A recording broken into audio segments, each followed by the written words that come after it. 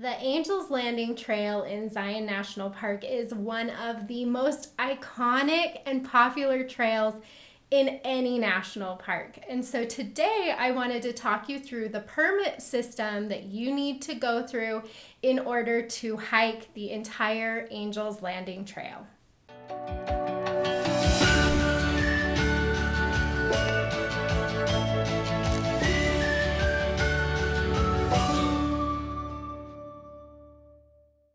My name is Ash. I'm a former park ranger. I'm also a Utah native, and so I have spent a ton of time in Zion National Park. I've also hiked the Angel's Landing Trail quite a few times, and so I am very familiar with this process and the trail itself. This trail is epic. It's just over 5 miles. You're hiking up to the top of a huge red rock monolith in Zion Canyon.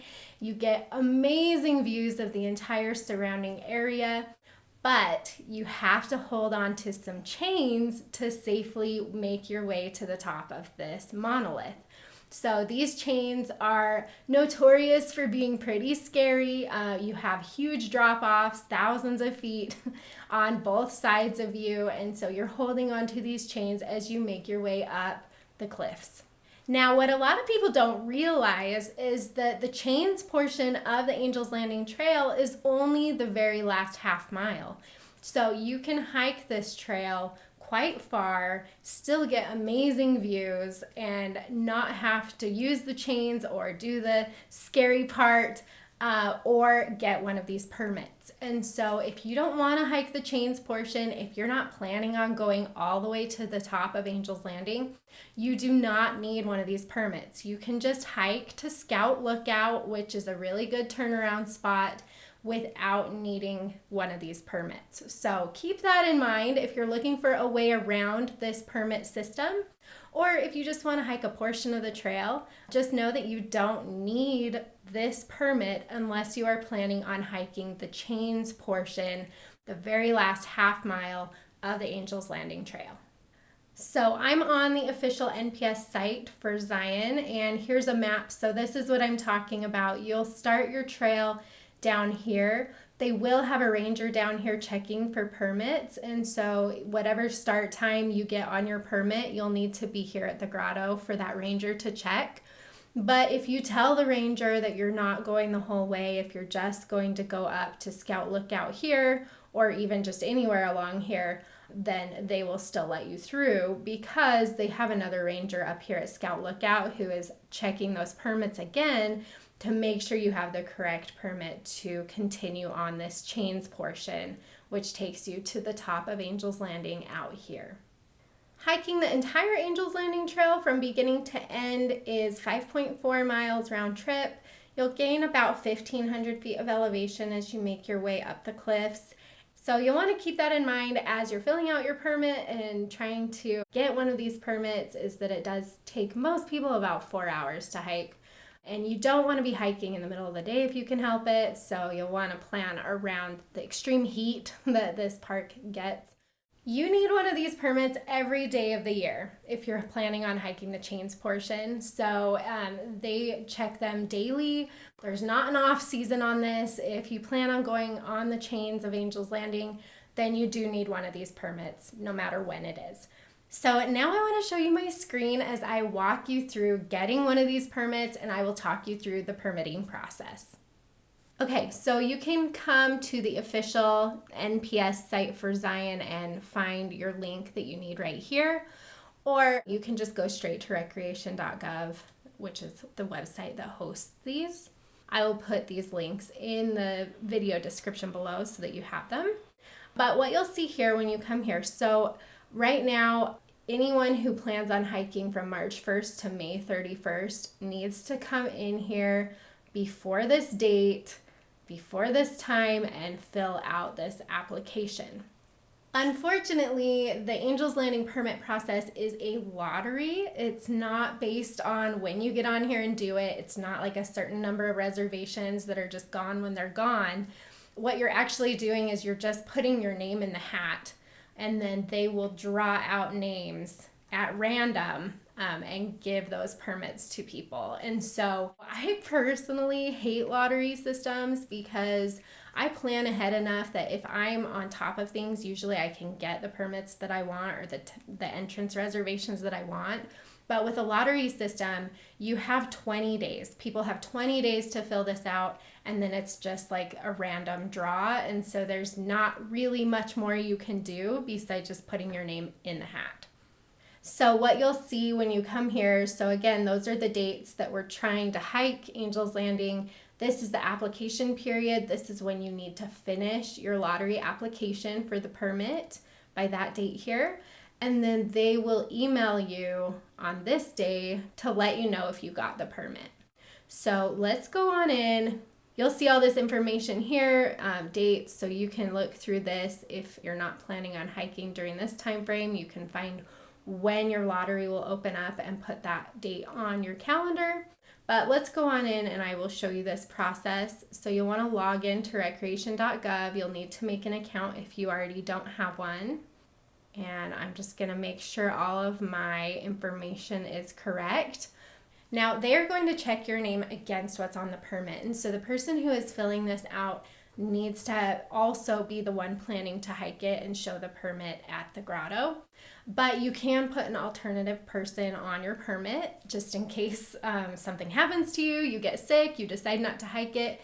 If there's somebody else who is in your group who's going to be there with you, who's an adult, then you can put their name on the permit as well.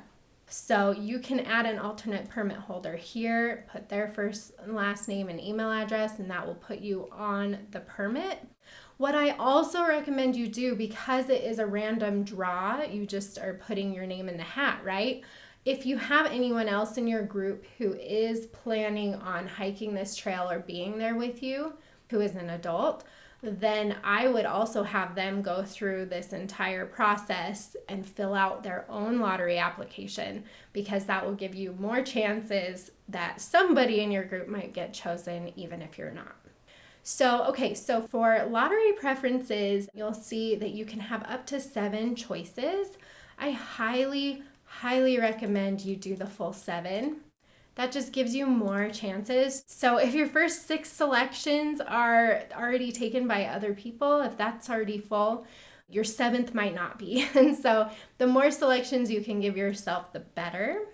And you can do this several different ways. So if you're only going to be in the park for one day, then you will need to just put that day on all of your choices. And so you might not get to 7 if you're only in the park for a day. But if you're going to be in the park for several days, you have a lot of different ways that you can do this. So I'm just going to fill this out as if I'm going to be in Zion for a couple of days, just to give you a better idea of all the different combinations you can do. I personally, my first choice would always be to start before 9 a.m., especially if you're hiking in the summer. It just gets so hot in Zion, and so you don't want to be out on that trail in the middle of the day if you can help it.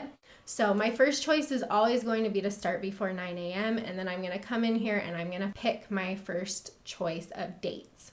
So again, this is for March through May. Let's do March 22nd would be my first choice. And then my group size, so the smaller the group size, the better, because they'll have more spaces for you to fill. So, if you're a single hiker, you'll have a better chance than trying to get in a group of 6. But because this is my first choice, I'm going to say, okay, I have a family of 4 and I want all 4 of us to be able to do it.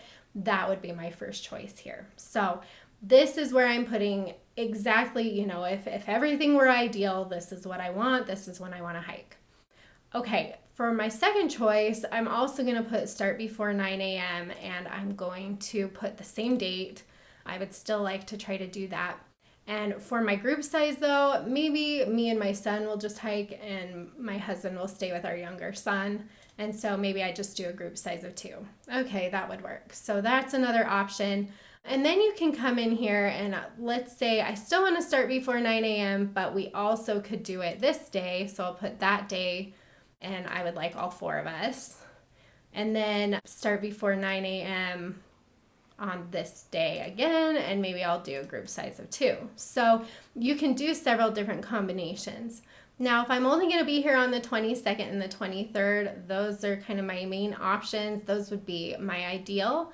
But let's say, you know what, I'll start after 12 p.m. Maybe I'll go later in the day on the 22nd. That would be fine. And so I'll put 4 here.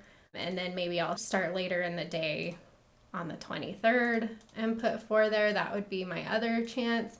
And then for choice number 7, I'm at the very end. I could do a date range. So, I mean, this is kind of the same as what I've already done. You could do a date range if you want. If, you know, you could say it doesn't matter. I could go anytime between here and here. And that's when I would use date range, is if you don't have like a set time to be in the park, a set date yet, you could put a date range here, and then they will tell you on the 25th of January, you know, after this lottery application period ends, which date you got, if any. And so that's a really good way to do it. If you just, you know, you don't have any set dates and you just say, I can go anytime in March, then that will give you some better options. So I would always just try to fill out all 7 of these in different combinations, different start times, different group sizes, things like that, just to give yourself a better chance of being placed somewhere where they have space. So then you'll want to read through this, make sure you're reading through all that, and then I'll say, yes, I have read and agreed to this. Oh, I'm not going to put in an alternate. It's wanting me to do that. But after I do that, then I'm going to proceed to cart. You'll see that you have an application fee of $6. That's not refundable, even if you don't get chosen. Okay, so then I'm just looking through this. I'm making sure all my choices look okay. I'm making sure that's what I want. And then you'll go to proceed to payment. You'll fill all that out, and then you'll get a receipt for that. And then you'll just have to wait until that lottery period closes and they pick the names out and let you know whether or not you got it. So as I said before, I don't love lottery systems just because you're kind of just at the luck of the draw. If you do get one of your choices, if your name is drawn out and there's space for you in one of those slots, then you'll get an email with the permit, and that's what you'll take to Zion to show the rangers at the grotto. If you don't get what you're looking for, if they just flat out deny your lottery application and just say there's no space anywhere, which does happen unfortunately, then you do have the option to go back in the day before you're hoping to hike Angel's Landing and go through this process again. They do leave some last minute spots open, and so you can apply again the day before you want to hike, and they will do a drawing that night and let you know if you got it or not for the next day. So I'm back on the official Zion NPS site, and you'll see right here there's the opportunity to get a permit to hike tomorrow. And so for the day before you're hoping to hike, if you come in between 12 a.m. and 3 p.m. on that day, you can go through this entire process again, fill it out, submit it, and then just wait. And you'll see if I click on here, it will take you to a different spot. This is pulling up winter because we're still within this time frame. And this is where it will give you the information. You can get a permit for this date as long as you apply by 3 p.m. on this date. And then they will tell you later on in the day whether or not you got it so that you can plan on hiking it the next day. If you're not selected for any of this, if you're not able to get the permit in advance or the day before, then your other option is to just hike this trail without the chains. Truthfully, I love the views on the Angel's Landing Trail even before you get to the chains. It is one of my favorite places in Zion National Park. Going up those cliffs as you're approaching Angel's Landing, even though you're not there yet and you don't get to do the chains, you will still get some amazing views, some really great photographs of the park from up here. And I highly recommend still at least starting the trail and going as far as you can without a permit. So if you can do that, you will not be sorry. I know it would be a little bit disappointing to not be able to hike the chains if you really have your heart set on that. But going up to Scout Lookout instead is a really good alternative option. If you need any additional help planning your trip to Zion, I have a ton of free articles on dirtandmyshoes.com that will walk you through all the best things to do and where to stay, things like that. I also have a Zion itinerary.